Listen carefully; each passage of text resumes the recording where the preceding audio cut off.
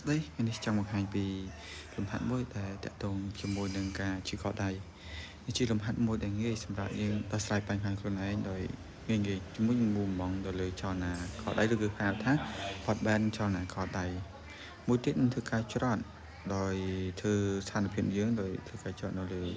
ទំមមួយយើងដោយផ្អៀងពីចលនាមួយទៅចលនាទេទម្ងន់វិជ្ជមានទៅវិជ្ជមានហើយទេពលាននឹងកដៃដោយភាពងាយស្រួល